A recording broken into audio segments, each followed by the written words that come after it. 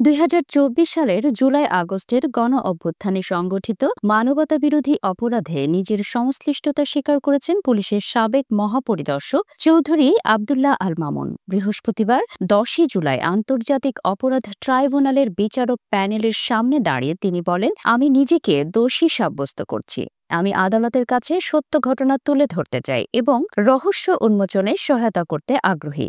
আইনজীবীরা বলেন, কোনো আসামি এই ধরনের স্বীকারোক্তি দিলে তাকে রাজসাক্ষী হিসেবে বিবেচনা করা হয়।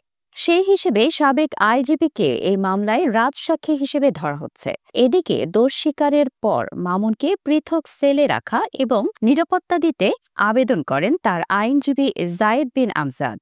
পরে আদালত এই বিষয়ে পদক্ষেপ নিতে নির্দেশ দেন। এই সময় চিফ প্রসিকিউটর মোহাম্মদ তাজুল ইসলাম সহ প্রসিকিউশন টিমের সদস্যরা উপস্থিত ছিলেন। আর পলাতক সাবেক প্রধানমন্ত্রী শেখ হাসিনা ও সাবেক স্বরাষ্ট্রমন্ত্রী আসাদুজ্জামান খান কামালের পক্ষে ছিলেন রাষ্ট্রনিযুক্ত আইনজীবী আমির হোসেন।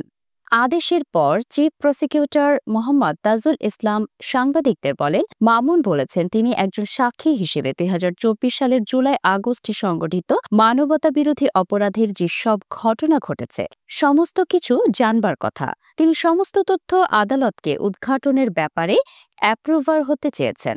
সেই প্রার্থনা আদালত মঞ্জুর করেছেন। সুতরাং তিনি পরবর্তী সময়ে আদালতের সুবিধাজনক সময়ে তার বক্তব্য উপস্থাপনের মাধ্যমে আদালতকে প্রকৃত ঘটনা উদ্ঘাটনে সাহায্য করবেন। এতে তিনি রাজসাক্ষী হিসেবে গণ্য হবেন। উল্লেখ্য, রাজসাক্ষী বলতে বোঝায় যখন কোনো ব্যক্তি নিজে অপরাধের সঙ্গে জড়িত থাকার পরও নিজের অপরাধ স্বীকার করে এবং অন্যান্য অপরাধী বা ঘটনার বিষয়ে সত্য বিবরণ দিতে ইচ্ছুক থাকে এবং বিনিময়ে আদালতের কাছে ক্ষমা বা ছাড় আশা করেন।